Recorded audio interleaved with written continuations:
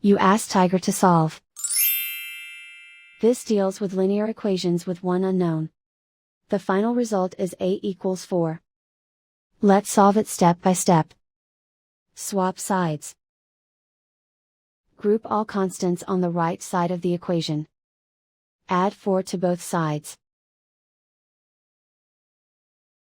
Simplify the arithmetic.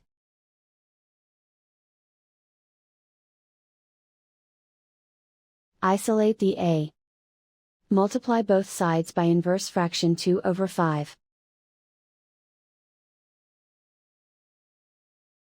Group like terms. Multiply the coefficients.